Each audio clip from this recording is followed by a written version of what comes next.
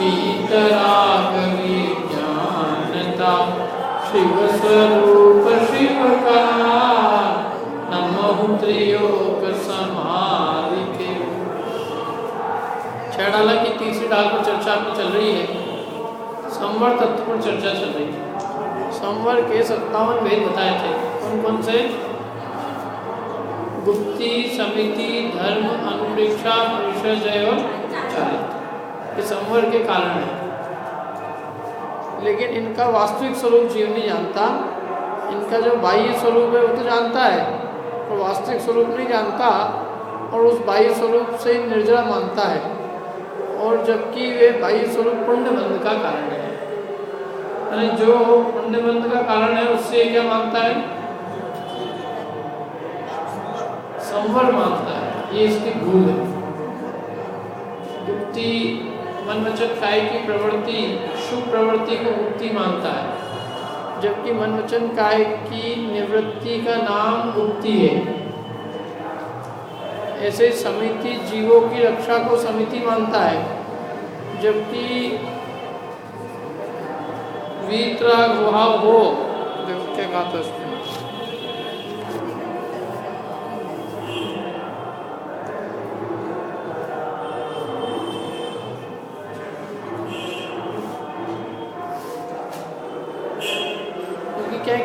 राग घटने पर प्रमाद रूप प्रवृत्ति नहीं होना, तो पर जीवों को दुखी करके अपना गमन आदि प्रयोजन नहीं साधना, इस प्रकार जो जीवों की स्वयमेव दया फलती है उसका नाम सच्ची समिति।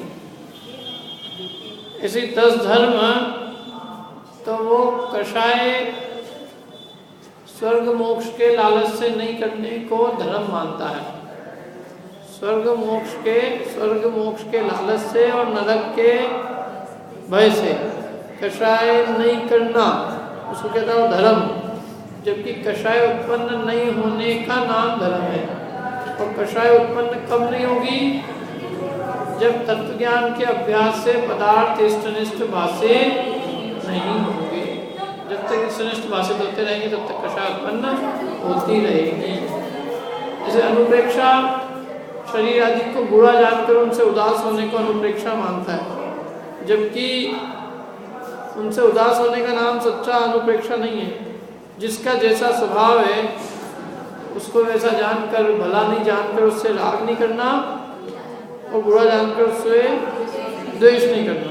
इसी सच्ची उदासीनता के अर्थ जो अनित्यादि का चिंतन है उसका नाम सच्ची अनुप्रेक्षा है।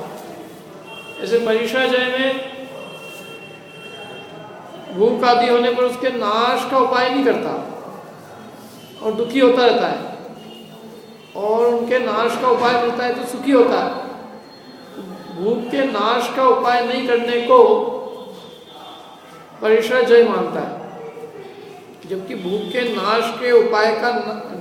का नाश का उपाय नहीं करना और अंतरंग में खेदित होना वो आर्त ध्यान है। और उसके प्रतिकार का साधन मिले, माने उसका आहार आदि मिलने पर परिणामों में सुख हो, तो वो तो रोध ध्यान है। आहार नहीं मिलने पर खेद हुआ और आहार मिलने पर सुख हुआ, तो ये सुख दुख रूप परिणाम है। और ये आर्तरोध ध्यान है। आर्तरोध ध्यान से संवर कैसे हो? फिर परिषय जय किसका नाम है? कि दुख के कारण मिलने पर दुखी ना हो और सुख के कारण मिलने पर सुखी ना हो, ये रूप से उनका जानने वाला ही रहे, उसका नाम सच्चा परिषय है। दुख के कारण मिलने पर दुखी ना हो, सुख के कारण मिलने पर सुखी ना हो, ये रूप से उनका ज्ञाता रहे, मैं तो जानने वाला हूँ, मैं उस सुख दुख को भोगने वाला नहीं हूँ। जीव की क्रिया क्या है? जीव का कर्म क्या है? जीव का कर्म ज्ञान उसका कर्म है। ज्ञाता करता है और ज्ञान उसका कर्म है। तो जीव जो है सुख दुख के परिणामों को जानता है, सुख दुख को वेदन नहीं करता। ज्ञानी जीव जिसके संवर है वो तो सुख दुख का भी ज्ञाता है, सुख दुख का वेदन नहीं है, सुख दुख का भोगता नहीं है। उद्गल के कर्म को जानता है, कर्म के फल को जानता है, कर्म के फल को भोगता नहीं, माने वो कर्म की सामग्री को नहीं भोगता, वो अपने ज्ञान को भोगता है। अनुकूल सामग्री मिली उसका भी हमने क्या किया, ज्ञान किया। प्रतिकूल मिली उसका भी हमने क्या किया, ज्ञान किया। तो हम उस समय यदि ज्ञान के भोक्ता हैं तो हम दोनों ही अवस्था में ज्ञान के भोक्ता हैं। और हम ज्ञान के भोक्ता न रहकर हम यदि उस वस्तु पे चले जाएं तो प्रतिकूल सामग्री के ऊपर दृष्टि जाएगी तो दुख होगा, अनुकूल पे जाएगी तो सुख होगा। और अनुकूल हो या प्रतिकूल हो, हम अपने ज्ञान को भोगते हैं। तो ज्ञान का भोग तो दोनों ही अवस्थाओं में है कि नहीं है। ज्ञान का भोग चाहे अनुकूल को जाना, प्रतिकूल को जाना, लेकिन जानने के भोग को तो दोनों ही समय भोगा। जानने में क्या कमी पड़ी। तो जो जीव ज्ञान को भोगते हैं वे सुख दुख के संयोगों को भी मात्र जानते ही हैं, क्या उसको नहीं भोगते, उसके भी वो गेय रूप से ज्ञाता होते हैं। यहाँ मुनिराज की चर्चा चल रही है, जिनकी इतनी उत्कृष्ट जाति की ज्ञाता रूप बुद्धि ज्ञाता रूप से वर्णित हुए हैं कि ये सहज जो पर पदार्थ का जो परिणमन हो, सहज मतलब जो संयोग, अनुकूल संयोग हो, प्रतिकूल संयोग हो, जैसा जैसा परिणमन हो उसके मात्र ज्ञाता होते हैं, उसके सहज वो गेय रूप से उसको जानते हैं, लेकिन वे स्वयं उस रूप परिणमते नहीं हैं। इसलिए सुख दुख को भी जानते हैं, सुखी होते नहीं सुख को जानते हैं, दुखी होते नहीं दुख को जानते हैं। जीव तो जानता है ना, जीव का काम क्या है, जानना। कोई भी अवस्था है उसमें जान रहा है। धन चला गया जान लिया, धन आ गया ये जान लिया। दोनों समय में ज्ञान का भोग करने वाले को क्या फर्क पड़ेगा, और जो धन का भोग करेगा उसको फर्क पड़ेगा। जीव धन का भोग करता है कि क्या, वो कहते हैं जीव की असली पूंजी क्या है, अपना असली वैभव क्या है, ज्ञान। अपन ज्ञान को भोगते हैं, और जो ज्ञान का भोग छोड़ के परद्रव्यों को भोगता है वो सुखी दुखी होएगा। और परद्रव्य का भोग तो कर्म की दी हुई सामग्री है। अभी क्षण भर में साता ने दी है और क्षण भर में असाता उसको छीन लेवे, वो अपनी कहाँ है, अपनी चीज तो अपना ज्ञान है। जो अपने ज्ञान को भोगता है वो शाश्वत आनंद को भोगता है, और जो ज्ञान को न भोग कर पर सामग्री को भोगता है तो पर सामग्री का जब तक उदय तब तक भोगेगा, और वो उदय जाते ही उसमें दुखी होएगा। सुख अपन सुख काहे से चाहते हैं, सुख अपना अपने स्वभाव से यदि सुख प्राप्ति करेंगे तो कभी दुखी नहीं होंगे, और स्वभाव को छोड़कर वस्तुओं से प्राप्ति की कोशिश करेंगे तो सदा दुखी रहेंगे, क्योंकि वस्तुएं शाश्वत रहती नहीं। यदि तुम्हें सुख मकान से आता है तो जब भी मकान जाएगा तो क्या होगा, दुख। यदि तुम सुख अपने ज्ञान से भोगते हो तो ज्ञान तो सदाकाल है, शाश्वत है, कभी दुखी नहीं हो सकता। जो अपने स्वभाव को भोगता है, निज भाव को भोगता है, उसको 3 काल की कोई शक्ति दुखी नहीं कर सकती। और जो कर्म के उदय में दी हुई सामग्री को भोगता है उसको कोई सुखी नहीं कर सकता, क्योंकि कर्म की दी हुई सामग्री शाश्वत नहीं है। वो कर्म के उदय से उसका संबंध है, उसका राजा मतलब उसको उसका संबंध कर्म से है। जब तक कर्म का उदय तब तक है, वो कर्म का उदय समाप्त होते ही वो चली जाने वाली है। तो उसका नियंत्रक, उसका मतलब नियंत्रक करता कौन है, कर्म है। तो कर्म है ना, और कर्म का कोई उदय का ठिकाना नहीं है, कब है कब नहीं है। तो इसलिए वो कहते हैं कि जो चीज जिसका जो परद्रव्य है और जो परद्रव्य है और जिसका कोई ठिकाना नहीं है और वो परिकी दी हुई है, तो कब है कब तक नहीं है कोई इसका भरोसा नहीं है, तो वो उसको जो भोगेगा वो दुखी रहेगा। क्यों दुखी रहेगा, क्योंकि वो परिकी दी हुई सामग्री है। जैसे जेलर की दी हुई सामग्री है, कब रहेगी कब तक नहीं रहेगी कोई ठिकाना नहीं है। जब जेलर की इच्छा होगी तो सारी सुविधाएं खींच लेगा, तो उसमें सुखी कैसे हो सकता है। ऐसे परद्रव्य में जीव सुखी कैसे हो सकता है। और वास्तव में जीव पर को ग्रहण करता कहाँ है, तो मानता है मैं पर को ग्रहण करता हूँ। जीव तो वास्तव में अपने ज्ञान स्वभाव को ही भोगता है, उसी को ग्रहण करता है, ज्ञान पर्याय को ग्रहण करता है, ज्ञान पर्याय से उत्पन्न होता है और ज्ञान को ही परिणमन करता है। जो कुछ है वो उसका ज्ञान स्वभाव ही है, ज्ञान स्वभाव से बाहर उसकी सीमा ही नहीं।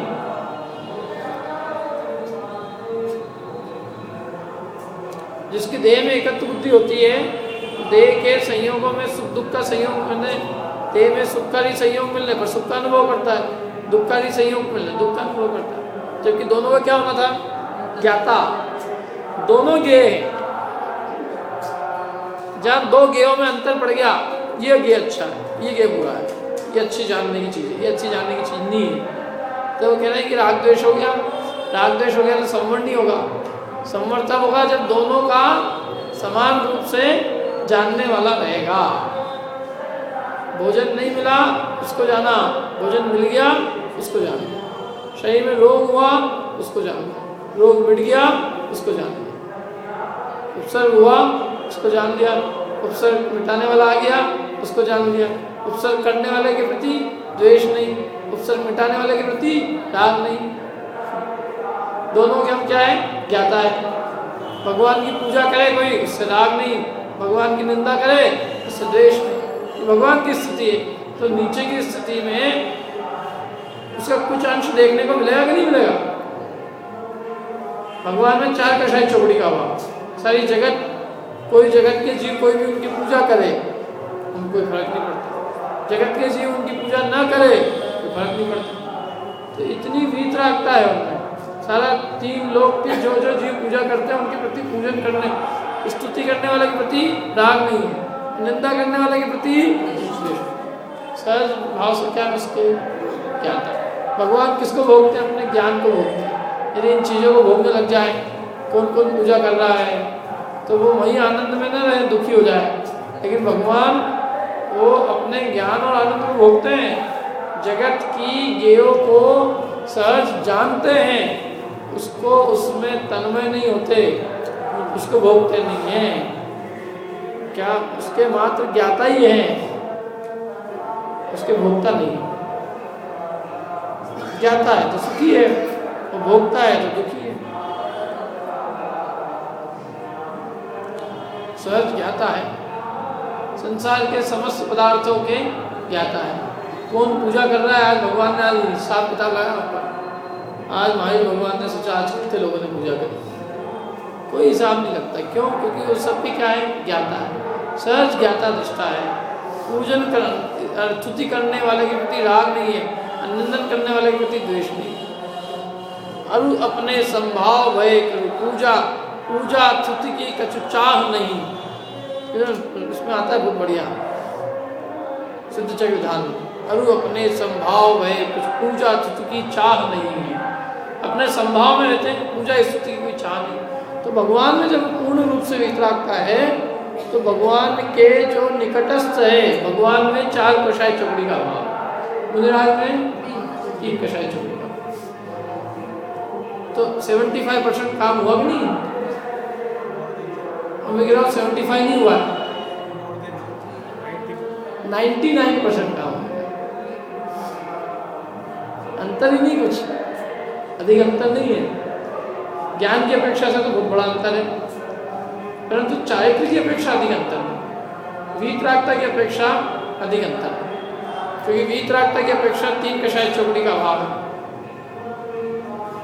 जब तो केवल ज्ञान प्राप्त करते क्षण भर में, अंतर भर में केवल ज्ञान, जो निकट होगा तो हो जाएगा, दूर होएगा तो प्राप्त करने में समय नहीं। तो उनकी दशा क्या होगी? कोई परीक्षा सहन करना तो परीक्षा, गर्मी लग रही, गर्मी लग रही, गर्मी लग रही, बहुत गर्मी, इसको उपाय नहीं करना है, लेकिन उपाय नहीं करना है इस दशा में, उन्हीं दशा में उपाय नहीं किया जा सकता। गर्मी को तो सहन किया जाता है, सहन करने से निर्जरा होगी, असंख्यात बुरी कर्मों की निर्जरा हो जाएगी। तो तू गर्मी को सहन, तेरा उपयोग क्या में है? गर्मी में है उपयोग। और गर्मी होने पर खेद का परिणाम तो हुआ ना, तो खेदित हुआ तो दुख का परिणाम है। खेद नहीं होना, दुख का भी ज्ञाता होना, दुख रूप अनुभव नहीं करना। क्या जब शरीर में स्कोर हुआ तो मुद्राज उसके भी क्या है? ज्ञाता है। ज्ञाता में जानने वाले हैं, सच हुआ है, मिट गया, ये भी जान लिया कि ये भी हुआ। ऐसे जो अपने ज्ञान को भोगता है वो सच्ची निजरा करता है, सच्चा संवर है। क्या लिखा ना यहाँ पे अंतिम में, ये रूप से उनका जानने वाला ही रहे। किनका? सुख दुख के कारण जो मिले उनका, सुख दुख को जानने वाला रहे, तो वो सच्चा परिसर सहन है। वो परिसर उसने जीत लिए थे। भूख आई उसको जान लिया, भूख को अपने आनंद रस से जीत लिया। प्यास को अपने समता रूपी रस से जीत लेते हैं। शीत को अपने आत्मा रूपी गुफा में रहकर जीत लेते हैं। गर्मी को अपने अत्यंत शीतल आनंद रूपी घर में रहकर उसको जीत लेते हैं। ऐसे समस्त परीक्षा को वो अपने निज आत्मा के बल से जीत लेते हैं, और इसलिए वो उन परीक्षाओं के अंदर दुख का अनुभव नहीं करते। वो परीक्षाओं के काल में भी महा आनंद में रहते हैं। और वैसे भी संसार में देखा जाए तो शारीरिक परीक्षा कोई परीक्षा नहीं, सबसे बड़ा परीक्षा मानसिक परीक्षा है। मन में जो चिंता है, विकल्प है, वो बहुत बड़ा परीक्षा है। दुखी को विकल्प ज्यादा करते हैं। देह की चिंताएं, देह की चिंताएं नहीं, देह की समस्याएं, देह पे होने वाली परेशानियां वो इतना दुखी नहीं करती जितना मानसिक चिंताएं दुखी कर देती।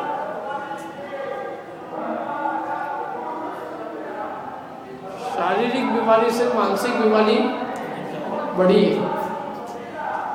तो देह में कुछ भी हो, ठंडी लगे, गर्मी लगे, भूख प्यास, ये सब देह में हो रहा है। चेतन में कुछ नहीं। चैतन्य का लास्ट का नुकसान कैसे है? चैतन्य का नुकसान, चैतन्य में राग रूप प्रणति है, द्वेष रूप प्रणति, उससे नुकसान है। चैतन्य की आकुलता, मतलब चैतन्य यदि आकुलता रूपी भट्टी में जल रहा है, कषाय की भट्टी में जल रहा है, तो चैतन्य का उससे नुकसान है। आत्मिक अशांति से बड़ा, आत्मिक अशांति नुकसान, दुख उसमें है।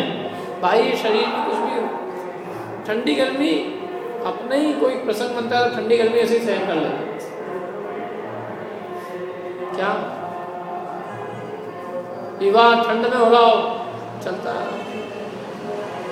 गर्मी सहन हो जाती, लोगों ठंड सहन हो जाती, भूख सहन कर लेते हैं, प्यास सहन कर लेते, सब सहन कर लेते, मच्छर वच्छर सब।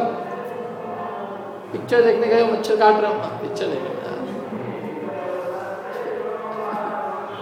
सहन करते कि नहीं जी? तो इतने राग रंग में सहन कर लेते हैं। तो मुनिराज इतने अतीन्द्रिय आनंद को भोगे हैं, वो ये सब चीज़ें उनके लिए क्या है? कुछ नहीं है। जिन्होंने 6 खंड की विभूति छोड़ दी, समस्त संसार के सुख छोड़ दिए, वो ये सारी चीज़ों जो भी उनके ऊपर घटती है, वो अपने आत्मिक आनंद के बल से उसको सहज जीत लेते हैं। वो अपने आत्मिक आनंद को भोगते हैं। देह की दुविधाएं, इसलिए उनको दुविधा ही नहीं भासती है। इतने बड़े काम में लगे हैं, जो काम अनंत काल से नहीं किया, जिसके लिए सब कुछ त्याग दिया, अब उसके सामने छोटी मोटी दुविधाएं कोई दुविधा ही नहीं है। उसको अपने आत्मिक आनंद में डूब के, सराबोर होके, आत्मिक रस में भीग कर वो इन सब 22 परिचयों को सहज जीत लेते हैं। इसलिए 22 परिचय को जय कहा, 22 परिचय को जीतते हैं, सहते नहीं है। सहना तो दुख का लगता है, सहते हैं, अरे भैया महाराज ठंडी भी सहते हैं बेचारे, गर्मी भी सहते हैं। अरे वो सहते नहीं है, तुम सहते हो, तुम मानसिक परीक्षा सहते हो। मुझे आज 22 शारीरिक परीक्षा सहते हैं। शारीरिक परीक्षा बड़े नहीं है, वो अपने आत्मिक आनंद के बल से उसको भोग कर, दुख तो ही भोग रहे हैं। यदि वो दुख भोगे तो फिर तो उसमें कोई लाभ ही नहीं है उस पद में, क्योंकि दुख भोगने का नाम धर्म नहीं है। तो मुनिराज अतीन्द्रिय आनंद को भोगते हैं, 3 कषाय चौकड़ी के अभाव में प्रचुर स्वसंवेदन रूप आनंद को भोगते हैं। ये सब बातें जीरो। धर्म में यदि आनंद नहीं है, कषाय के अभाव में भी आनंद नहीं हो रहा है, तो फिर कषाय के अभाव करने से लाभ क्या हुआ? धर्म तो आनंद का नाम है। तो 3 कषाय चौकड़ी का अभाव होने पर आनंद होगा कि नहीं होगा? उस आनंद के बल से ये कोई चीज नहीं है। ये कह रहा हूँ, ये तो जितनी कषाय होती है उतना देह का ज्यादा विकल्प होता है।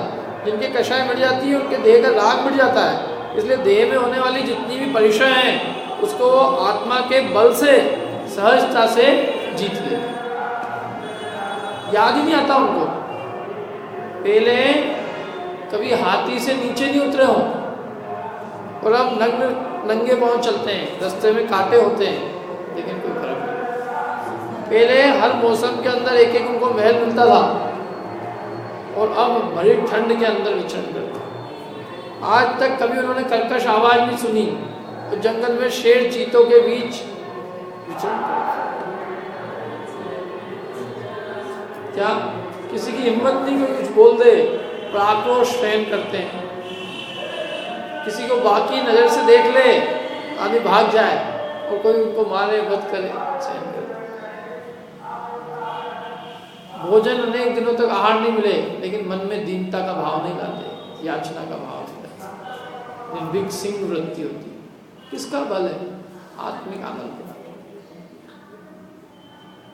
तो आत्मिक आनंद के बल से समस्त परिषद क्षण भर में जीत लिए जाते हैं। जीतते नहीं हैं, क्योंकि दुख सहन नहीं करते, वो तो वास्तव में उस काल भी अपने आनंद को भोगते हैं।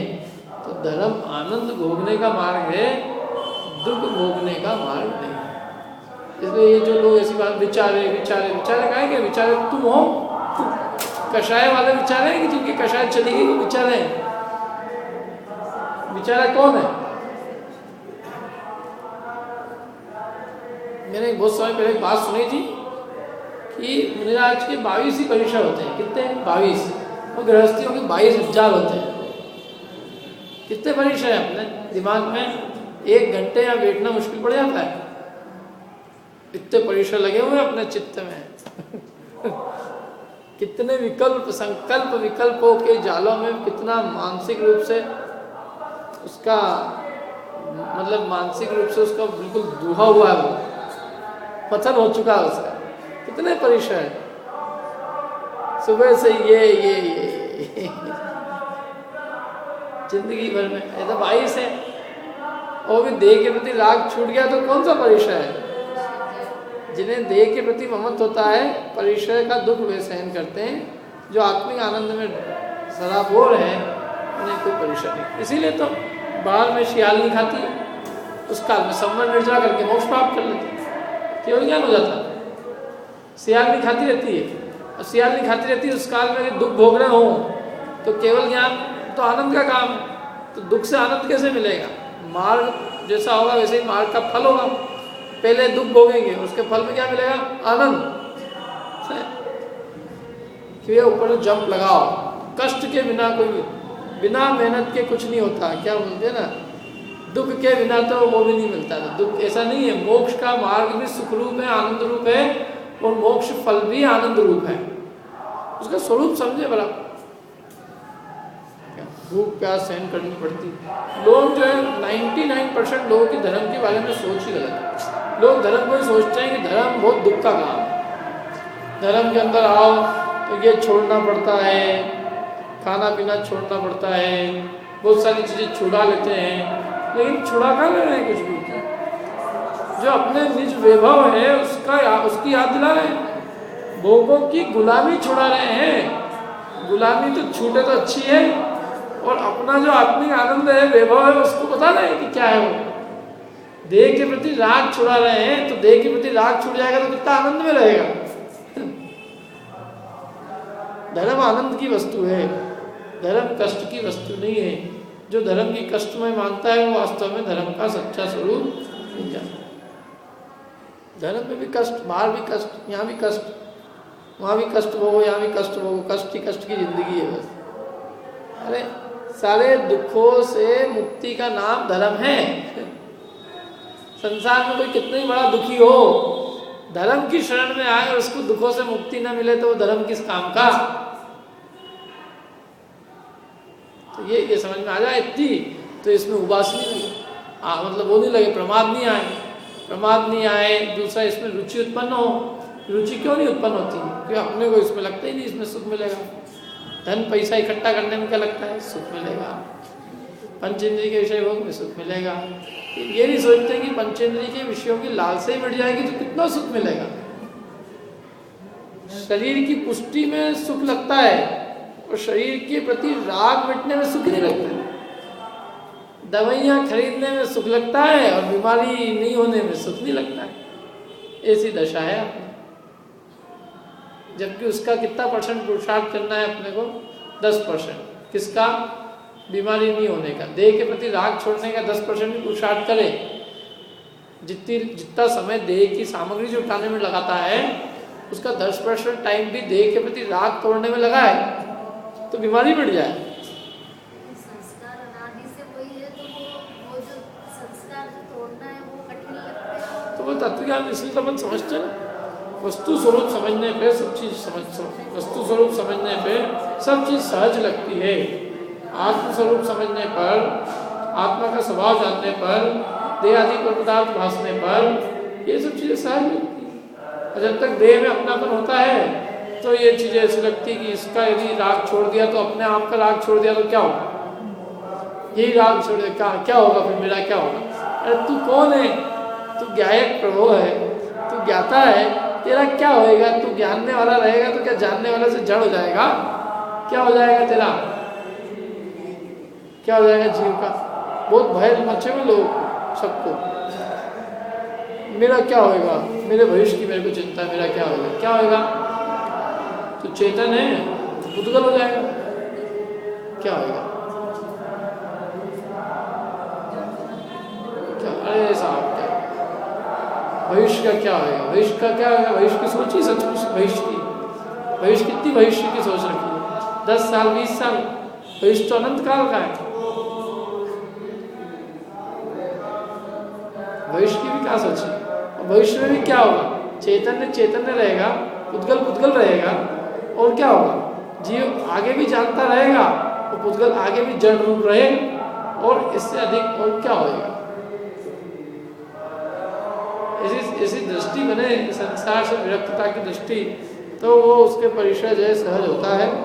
और जिसके देह के प्रति राग होता है वो देह की अनुकूल सामग्री मिलने पर सुख का अनुभव करता है, माने रोध ध्यान, और प्रतिकूल सामग्री भूख आदि का साधन मिलने पर जो है दुखी होता है तो आर्थ ध्यान करता है, क्योंकि दुख होना और सुख होना है सब आर्थ को ध्यान, इससे परिचय कैसे होगा।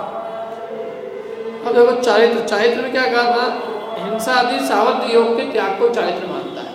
किसको, हिंसा आदि सावध योग, सावध माने पाप रूप योग, हिंसा झूठ चोरी कुशील परिग्रह जो पाप रूप है उसको चारित्र मानता है। क्या गलती है इसमें इसकी कि पाप के त्याग को चारित्र मानता है। पेज नंबर 229, पेज नंबर 229, चारित्र हिंसा आदि सावध योग के त्याग को चारित्र मानता है। महाव्रत आदि रूप शुभ योग को उपादेय बनने से ग्राही मानता है।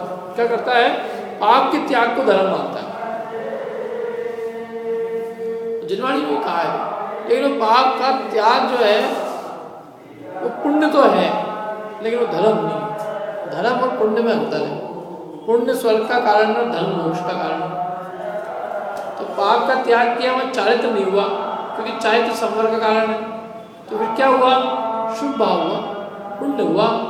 तो ये उसको पुण्य होना बुरा नहीं है, लेकिन पुण्य से संवर मानना, पुण्य को चारित्र मानकर उससे संवर मान लेना वो खतरनाक, क्योंकि वो श्रद्धा संबंधी भूल है। पुण्य होना तो बहुत अच्छा है, क्योंकि पाप नहीं हो पुण्य में आया अच्छा, लेकिन उसको मोक्ष मान के संतुष्ट हो जाए वो बुरा है।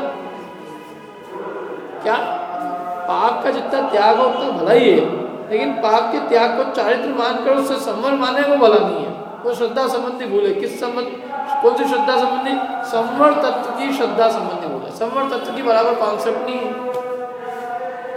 चारित्र किसको कहा था, तुमने चारित्र किसको मान लिया कि चारित्र नहीं है, ये शुभ राग, इससे नहीं होगी संवर, तो फिर छोड़ दे इसको। छोड़ने की तो ही कह रहे हैं, लेकिन इससे संवर मानना छोड़ो, इसको मानना छोड़ने की क्या कह रहे हैं। तो संवर किससे होगा, संवर शुभाशुभ दोनों प्रकार के, चाहे शुभाशुभ प्रकार दोनों प्रकार के शुभाशुभ भाव का अभाव होने पर, वीतराग भाव होने पर जो चारित्र होगा उसका नाम संवर। उदासीन भाव शुभाशुभ राग के त्याग का नाम चारित्र। अभी इसमें देखो, सकल कषाय रहित जो उदासीन भाव, सकल कषाय रहित, तो कषाय का मल भी नहीं है वहाँ, शुभ का माने मंद कषाय, तीव्र कषाय, दोनों ही प्रकार की कषाय नहीं है। तीन कषाय चौकड़ी का अभाव, तो तीन कषाय चौकड़ी के अभाव में जो उदासीनता बढ़ती है मुनिराज के, न उनको अशुभ की मतलब अशुभ के प्रति कोई ललक है करने की, न कोई शुभ कार्य की ललक है, उदासीन भाव। क्या मैंने कोई उनको कोई शुभ रूप कार्य के प्रति भी उनको करने की, उसके कर्तृत्व में नहीं प्रयुक्त होते, उसके कार्य में प्रयुक्त नहीं होते, उसके भी सहज उदासीन है। अशुभ के तो अशुभ का तो त्याग ही है, लेकिन शुभ कार्य में भी वो सहज उसके ज्ञाता होते हैं, उसके भी उदासीन भाव से जानने वाले होते हैं। क्योंकि दोनों प्रकार के राग के, दोनों शुभ और अशुभ दोनों प्रकार के राग के त्यागी है। तीन कषाय चौकड़ी है ना, तो तीन कषाय चौकड़ी में तो दोनों प्रकार का राग आता है, अनंतानुबंधी प्रत्येक प्रत्येक, तो शुभ राग भी है, शुभ राग भी, अनंतानुबंधी में शुभ राग भी होता है, अनंतानुबंधी में शुभ राग भी होता है। जो मिथ्या दृष्टि उसका शुभ राग एक नहीं है, अब प्रत्येक जिसके उसके एक नहीं है, प्रत्येक जिसके उसके एक नहीं है। तो वो 3 कषाय चली गई, तो उन 3 कषाय संबंधी जो शुभ राग है वो भी चला गया, अशुभ राग तो गए ही। उस 3 कषाय संबंधी जो प्रशस्त राग है वो भी नहीं होता। अब जो राग होगा वो संजलन कषाय संबंधी होगा, तो संजलन कषाय संबंधी राग उसमें उदासीन वृत्ति होती है, उसमें शुभ कार्यों के प्रति भी आसक्ति नहीं होती, शुभ कार्यों को करने की ललक नहीं होती, क्या उसका वो उदासीन रहता है।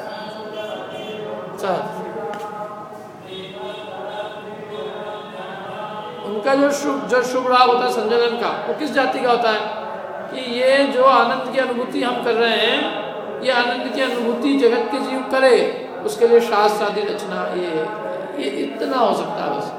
बाकी और उसमें भी मतलब उसमें भी तीव्र राग नहीं होता, उसका भी इतना तीव्र राग नहीं कि वो मतलब वो उसके लिए अपनी आत्म साधना को बाधक, आत्म साधना में उससे बाधा पहुंचने लग जाए। उतना ही है उसमें भी कि जिससे वो आत्म साधना बराबर उनकी निरंतर चलती रहे। तो ये क्या करता है, ये जो इसकी भूल है वो ये है कि महाव्रत आदि रूप शुभ योग को उपादेय बने से ग्राही मानता है। मैंने जो 5 महाव्रत ग्रहण किए, हिंसा, झूठ, चोरी, कुशील, परिग्रह, 5 पापों का त्याग किया, तो 5 महाव्रत रूप जो चारित्र ग्रहण किया उसको ये क्या शुभ योग कहा है, चारित्र नहीं कहा। 5 महाव्रत रूप जो शुभ योग है उसको उपादेय मानता है, ग्रहण करने योग्य ऐसा मानता है। अब 5 पापों का तो त्याग होना ही चाहिए, तो 5 पापों का त्याग और 5 महाव्रतों को ग्रहण करने योग्य शुभ योग है, ग्रहण करने योग्य, ऐसा तो नहीं मानते ही,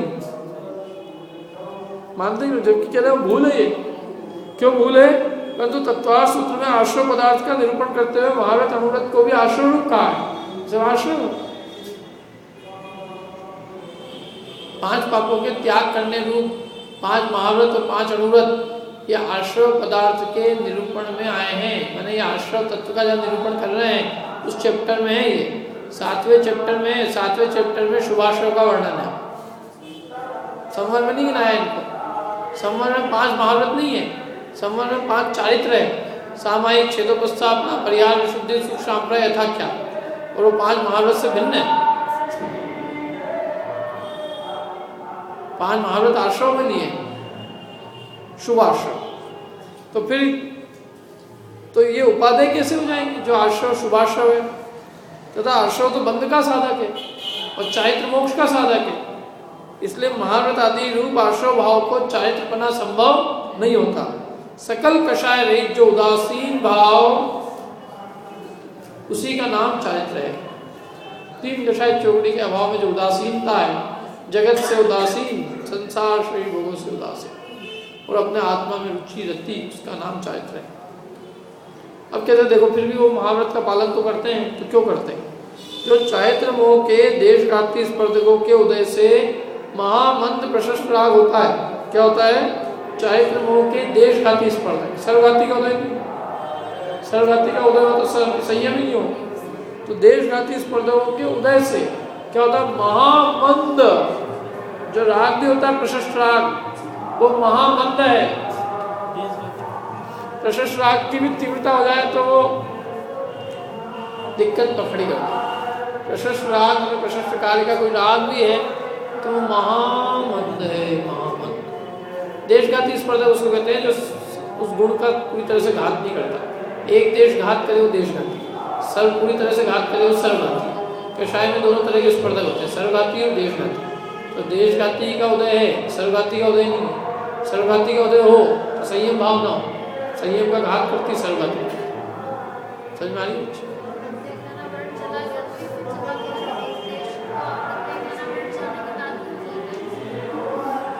एक देश चारित्र नहीं है तो सकल चारित्र की बात है।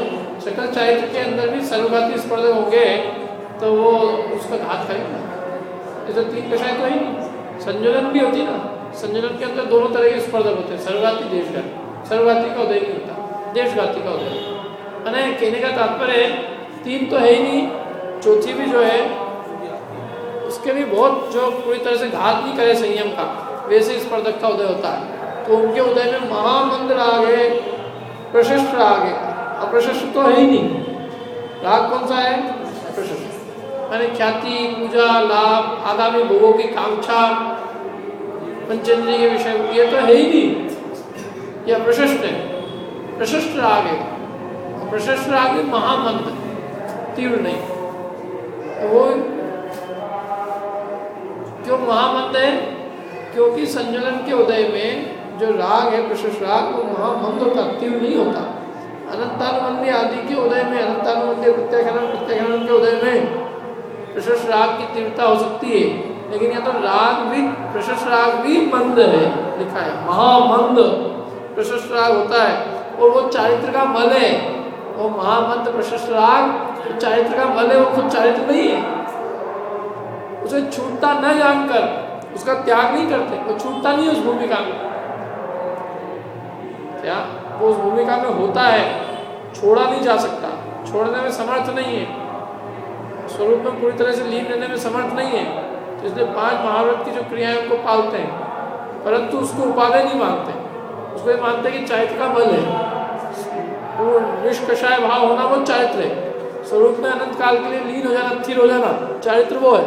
लेकिन स्थिर होने की सामर्थ्य नहीं है, इसलिए जब बाहर आते हैं स्वरूप से तो 28 गुणों का पालन करते हैं, बाहर में जो भी उसके योगी क्रियाएं, आहार विहार आदि प्रवृत्ति हैं वो सब करते हैं, लेकिन उन सबको उपादेय नहीं मानते। वो उपादेय किसको मानते हैं? अपने निज आत्म साधना को, स्वरूप की लीनता को।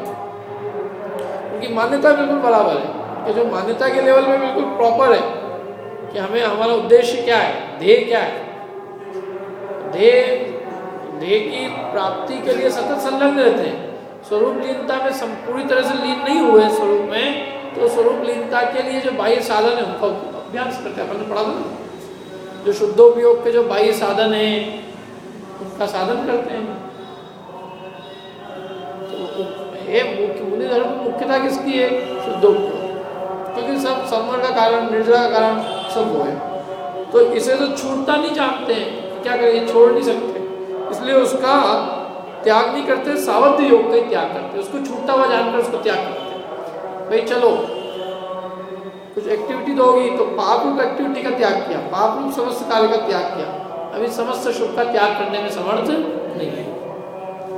परंतु जैसे कोई पुरुष कंदमूल आदि बहुत दोष वाली हरितकाय का त्याग करता है, और कितनी हरितकायों का भक्षण करता है।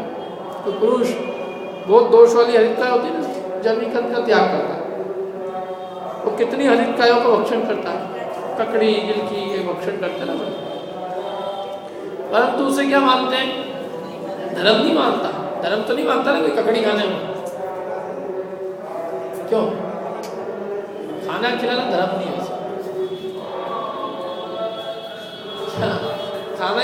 खाना तो पाप ही है, भोजन करना, हरितकाय का भक्षण करना पुण्य की पाप है। शुद्ध हरितकाय, शुद्ध हरितकाय, हरितकाय के शुद्ध क्या है, जो बहुत दोष वाली नहीं है, जमीकंद दली नहीं है, अनंतकाय नहीं है, तो भी वो धर्म तो नहीं है ना, पाप की कमी है। बहुत दोष वाली हरितकाय में महापाप है, कम दोष वाली। अब क्या करें, कम पे आए अपन, परंतु उसे धर्म नहीं मानता। उसी प्रकार मुनि हिंसा आदि तीव्र कषाय रूप भावों का त्याग करते हैं। काय का त्याग करते हैं? हिंसा आदि रूप तीव्र कषाय भाव का त्याग करते हैं। जैसे जो बहुत दोष वाली हरितकाय थी उनका त्याग करते हैं, और कितने मंद कषाय रूप महाव्रत आदि का पालन करते हैं, परंतु उसे मोक्ष मार्ग नहीं मानते। पालन करने का निषेध नहीं, पालन तो होता है, पालन नहीं होगा तो क्या पाप में जाएंगे? उसको मोक्ष मार्ग नहीं मानेंगे। यदि उसी को मोक्ष मार्ग मानेंगे तो वहीं तक सीमित रहेंगे, आगे नहीं बढ़ेंगे। क्या महाव्रत मुनिराजों के जीवन में बराबर होते हैं, बल्कि 3 कषाय चौड़ी के अभाव जिनके हुआ है उन मुनिराज के जीवन में पूर्ण महाव्रत, सच्चे महाव्रत होंगे, निर्दोष उत्कृष्ट जाति का जो है अपने काल, उत्कृष्ट जाति की चर्या होगी, और उस चर्या को धर्म नहीं मानेंगे। पुण्य उनके जीवन में होगा और पुण्य को धर्म नहीं मानेंगे। क्या वो ये कहेंगे पुण्य है, वो पुण्य उनके जीवन में सबसे ज्यादा। भैया आप हे कह रहे हो तो क्यों कर रहे हो, क्यों कर रहे हैं भाई? हे हमारी मान्यता में कि है, लेकिन ये छूटता न जानकर उसे करते हैं, लेकिन मानते ही कि ये भी छोड़ने के होता है। और बाकी अशुभ की तो बात ही नहीं है, मैंने अशुभ तो हमारे एजेंडे में ही नहीं है। क्या ऐसी वृत्ति, मैंने वो मुनिराज वृत्ति देखो कितनी उत्कृष्ट, परिणति है शुभोपयोग की, और चर्चा का की कर रहे हैं शुभोपयोग छोड़ने। और गृहस्थी कहता चल शुभोपयोग की बात करो, बैठा है शुभोपयोग, तो शुभोपयोग की बात करो तो शुभोपयोग भी करना, तो जीवन तो अशुभोपयोग में है। और बात हमसे कहता है कि तो शुभोपयोग की करो, बात शुभोपयोग क्यों करे, शुद्धोपयोग की करे, चर्या में शुभोपयोग रहे और चर्चा शुद्धोपयोग की। क्या यदि सीखना है तो जीवन से सीखो ना। हमसे चाहता तो कि हम वो बात करें, क्यों बात करें? अरे कुंदाचार्य देव ने स्वयं ने बात तो वही की, और उनका जीवन उत्कृष्ट जाति का रहा। पढ़ना आप उनके साहित्य को, उन्होंने शुभोपयोग को मोक्ष मार्ग कहीं नहीं कहा, और उनका जीवन परम निर्दोष। क्या कि भाई हमारा, हम जो है वो त्याग नहीं हो सकता, इसलिए हमने उसको अंगीकार किया है, लेकिन हम उसे भी मोक्ष मार्ग नहीं मानते। जब हम शुभोपयोग को भी मोक्ष मार्ग नहीं मानते तो अशुभोपयोग की तो हम क्या बात करें? हम उसकी बात ही नहीं करते, वो हमारे लिए है ही नहीं एजेंडे में, तो उसको कहाँ ले आए यहाँ पे? कहाँ की बात आ गई? और वो तो जो मोक्ष मार्ग बताएगा तो वो तो वास्तविक जो स्वरूप होगा उसी का निरूपण करना होगा ना, कि मोक्ष मार्ग का निरूपण ही विपरीत करेंगे। मोक्ष मार्ग तो वीतराग भाव होगा, उसी का निरूपण करना होगा। यदि शुभ भाव को मोक्ष मार्ग कहेंगे तो मोक्ष मार्ग का यथार्थ निरूपण नहीं है, वो बंद मार्ग है। यही तो भूल है उसकी कि वो जो संवर बंद है वो बंद को संवर मानता है। बंद होने का निषेध नहीं है, शुभ भाव का बंद तो होगा, लेकिन उसको मोक्ष मार्ग नहीं मानेगा। यदि मोक्ष मार्ग माने तो शुद्धा संबंधी भूल हो, और शुभ छोड़कर पाप में प्रवृत्ति करे तो वो तो चाहे तो संबंधी भूल है, वो तो है ही खोट। समझ में आ रही कि नहीं बात? ये क्या करता है उसे धर्म। उसी प्रकार मुनि हिंसा आदि तीव्र कषाय रूप भाव का त्याग करते हैं, और कितने ही मंद कषाय रूप महाव्रत आदि का पालन करते हैं, परंतु उसे मोक्ष मार्ग नहीं मानते। अब इसके हाथ में एक अगला बहुत अच्छा प्रश्न है, यदि ऐसा है तो चारित्र के 13 भेदों में महाव्रत आदि कैसे कहे हैं? बताओ। प्रश्न पकड़ लिया, फटाक से पंडित जी एक बात समझो, चारित्र के 13 भेदों में महाव्रत भी तो कहे कहीं। पंडित जी उत्तर सुनो। वह व्यवहार चारित्र कहा है, और व्यवहार नाम उपचार का है। यह निश्चय व्यवहार हमने तुमको इसीलिए तो पढ़ा है कि बराबर समझो। जो मोक्ष मार्ग तो न हो लेकिन मोक्ष मार्ग के साथ हो, उसे मोक्ष मार्ग कहना वो व्यवहार है। जो स्वयं केला तो ना हो लेकिन केले के साथ रहता हो, केले के भाव बिकता हो, उसको केला कहना ये व्यवहार है। क्योंकि वो खा मत लेना, पेट में दुख हो गया, वो खुद नहीं केला, केले के भाव बिकता है, केले के साथ रहता है इसलिए उसकी कीमत है। केले की सुरक्षा करता है लेकिन वो खाने लायक नहीं, खाने वाला तो अंदर का भाव। बादाम का छिलका है, बादाम की रक्षा करता है, बादाम के भाव बिकता है, खुद बादाम नहीं। ऐसे वो व्यवहार निश्चय के साथ रहता है, उसकी सुरक्षा भी करता है एक प्रकार से, लेकिन वो स्वयं निश्चय नहीं। स्वयं उसको निश्चय मान के अंगीकार करेगा, दुखी होगा। इतनी सी बात समझ नहीं। वहाँ उसे क्या कहा है? व्यवहार चारित्र कहा है, और व्यवहार का नाम उपचार का है। सो महाव्रत आदि होने पर ही वीतराग चारित्र होता है, एक पक्की बात तो ये है, ये गारंटी, ये ऐसा कारण, मतलब उसमें ये नियम है कि जिसके वीतराग भाव होगा, वीतराग चारित्र होगा, वो महाव्रत होगा तो ही होगा, वीतराग चारित्र उसके बिना नहीं होगा। तो ऐसा संबंध जानकर, मतलब ये ऐसा नियम है, तो ऐसा नियम जानकर महाव्रत आदि में चारित्र का उपचार किया है। वो उसके होने पर ही वो होगा, इसलिए उसमें कह दिया यही चारित्र है। अब वो होने पर ये होगा तो उस पर उपचार लगेगा, वो होने पर ये नहीं होगा तो उपचार कैसे लगेगा? क्या होने पर क्या नहीं होगा? महाव्रत होने पर वीतराग चारित्र हो तो महाव्रत में चारित्र का उपचार किया जाएगा। चारित्र क्या है? चारित्र क्या है? वीतराग भाव। समझ में ना? वीतराग भाव है वो चारित्र है, लेकिन वो वीतराग भाव चारित्र महाव्रत होने पर ही होता है, महाव्रत के बिना नहीं होता। इसलिए ऐसा संबंध जानकर महाव्रत को चारित्र संज्ञा जिनवाणी में भी दी है।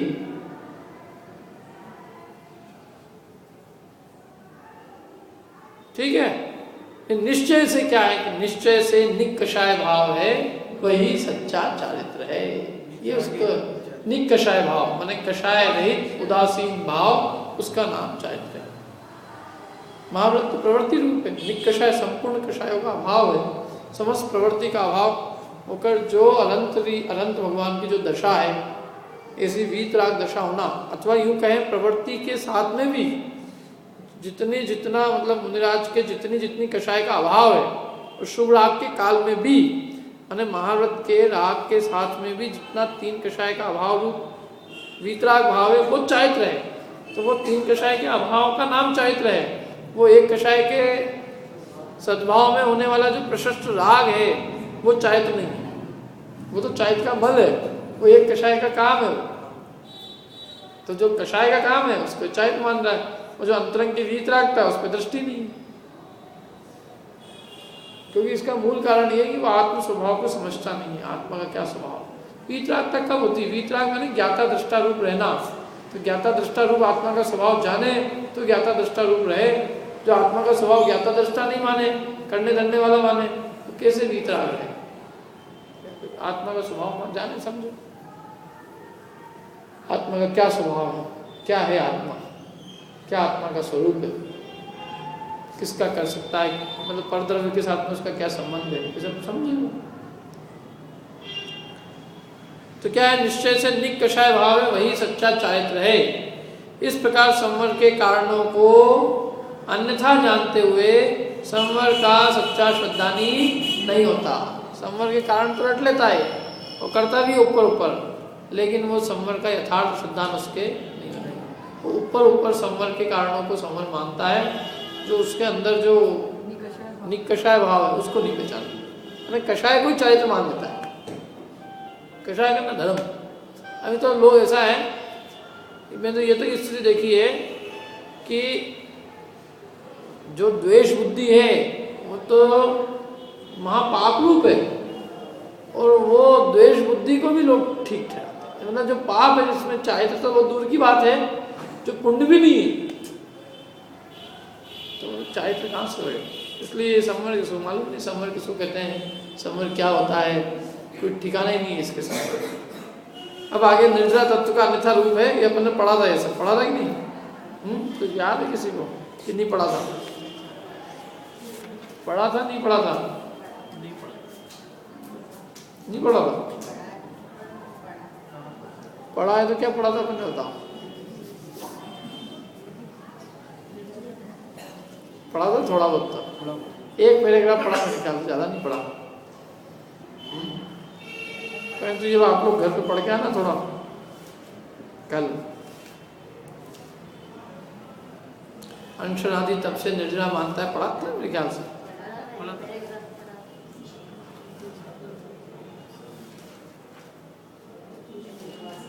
देखो इसका एक पैराग्राफ पढ़ता हूँ पहले वाला, फिर आप लोग थोड़ा घर पढ़ना।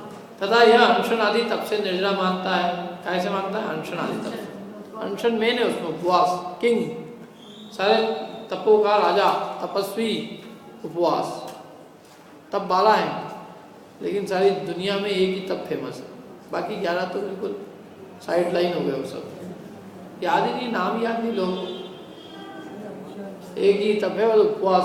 तपस्वियों का सम्मान होता है, तपस्वियों का सम्मान होता तो एकासना वालों का होता है क्या? नहीं, एकास नहीं, क्या किया? स्वाध्याय करना, बैठ गए जाके और क्या किया?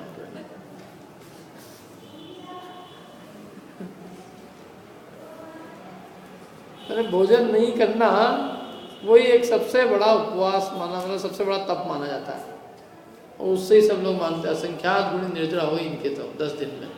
अच्छा, निर्जरा हो गया असंख्यात गुण, फिर इतने सारे कर्म कहाँ से आ गए इनके? ऐसा मानता है। क्या करो?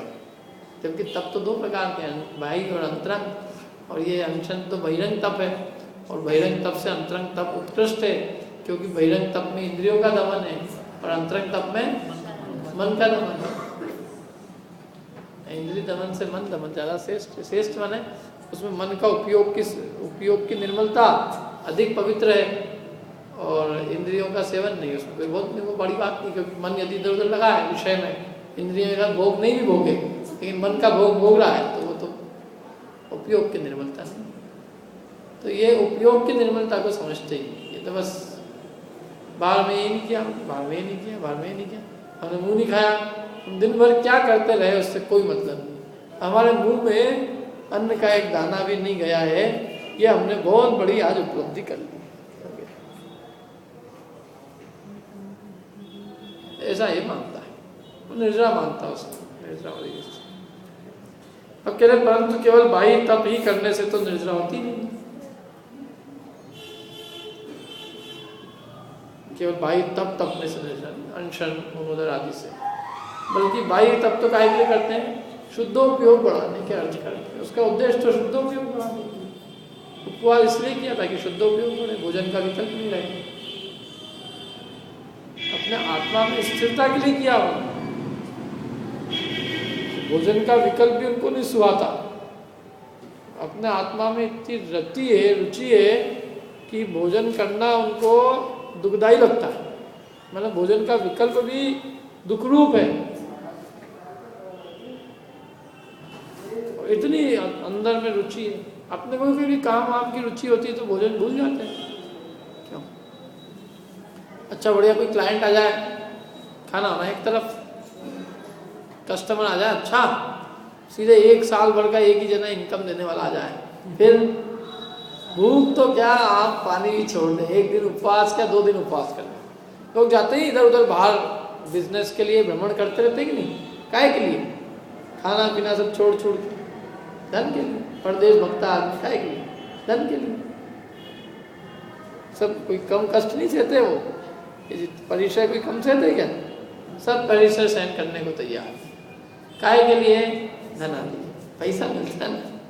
तो वो कोई निर्जरा कहलाती है क्या? वो कुछ नहीं है उससे निर्जरा क्या? तो वो कहते हैं इसलिए बाई केवल तपी करने से होती तो वो सब हो जाती निर्जरा। भैया बाई तप तो काय के लिए करते हैं? शुद्धोपयोग बढ़ाने के लिए करते हैं। शुद्धोपयोग निर्जरा का कारण है, इसलिए उपचार से तप को भी निर्जरा कारण कहा है। क्यों? क्योंकि शुद्धोपयोग के लिए हम उपवास करते हैं, तो वो उसका कारण शुद्धोपयोग का कारण वो उपवास है, तो उस कारण में कार्य का उपचार करके उसको भी निर्जरा कह दिया है। लेकिन वास्तव में वो कारण है, केवल कार्य तो शुद्धोपयोग है, निर्जरा का असली कारण तो शुद्धोपयोग है। यदि बाह्य दुख सहना ही निर्जरा का कारण हो तो तिर्यंचादि भी भूख प्यास आदि सहते हैं।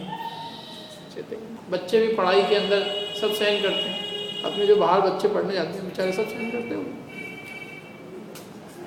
सब निर्जरा कर करके आते हैं वहाँ से, कर्मों की निर्जरा। घर में तो सब आनंद में है, ये सब लोग को मालूम नहीं है, लोगों को लगता है बाहर बहुत आनंद है, लेकिन सब वो भूख प्यास सब सहते हैं। बस एक चीज दिखती है, बस कौन सी? धन। धन आ रहा है तो धन तो ऐसी चीज है कि उसमें भूख प्यास सब सहन कर सकता है। तिर्यंच बेचारे भी सहन करते हैं, भूख प्यास सब सहन करते ही ना। अब प्रश्न करेगा बहुत बढ़िया, तब वो कहता है ये तो पराधीनता से सहते हैं साहब, हम तो स्वाधीनता से सहते हैं, और स्वाधीनता से भी कोई धन बुद्धि से नहीं, धर्म बुद्धि से।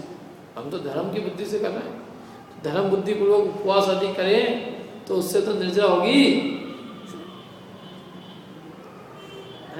धर्म बुद्धि से उपवास आदि तब करे उससे निर्जरा होती, तो उसका समाधान धर्म बुद्धि से बाह्य उपवास आदि तो किए, चलो किए तुमने धर्म बुद्धि से किए, और वह उपयोग कैसा भी रहे, अशुभ रहे शुभ रहे, शुद्ध जैसा परिणाम हो वैसा परिणाम। तो यदि ऐसा है मतलब तो उपयोग कैसे ही परिणाम चलेगा, वहाँ पे चल जाएगा क्या? कैसा भी उपयोग परिणाम हो, बस हमने हमारी धर्म बुद्धि से हमने उपवास किया और भले हम फिर दिन भर ताश खेलते रहे, चलेगा? टीवी देखते रहे, चलेगा? बगीचे घूमने चले गए, चलेगा? अथवा अपन एक काम करो कि कहीं बाहर ही घूमने का प्लान करो, कहीं पे अंडमान निकोबार, हाँ लोग भी जा रहे हैं जेनी लोग, तो वो जो है धर्म के नाम का अलग रूप है, सब नाम धर्म का ग्रुप का है। तो वो वहाँ जाके तो उपवास हो सकता है आराम से, घूमने फिरने में बहुत उसमें लगे रहे दिन भर। तो वो कह रहे हैं कि भैया उपयोग यदि अशुभ रूप परिणमेगा का और यदि दिन भर भोजन नहीं भी किया तो उसका नाम उपवास नहीं है। कभी कदाचित अपन को भोजन ना मिल पाए, पानी भी नहीं मिल पाए कहीं, और अपना यूँ दिन भर पूरा हो जाए तो उपवास खिलाएगा क्या? नहीं खिलाएगा। क्यों नहीं खिलाएगा?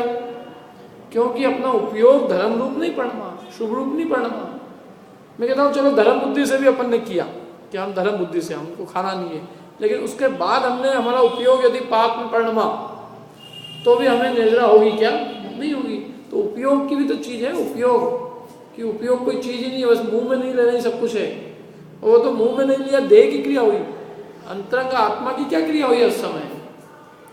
यदि बहुत उपवास आदि करने से बहुत निर्जरा हो, थोड़ी करने से थोड़ी निर्जरा हो, ऐसा नियम ठहरे तब तो उपवास आदि की मुख्य निर्जरा का कारण ठहरेगा। सो तो बनता नहीं। क्या परिणाम दुष्ट होने पर उपवास अधिक से निर्जरा होना कैसे संभव है? परिणाम दुष्ट हो तो उपवास कर ले और भयंकर गुस्सा है लोग के पास में जाना इनका आज उपवास है क्योंकि क्या तो उससे निर्जरा हो जाएगी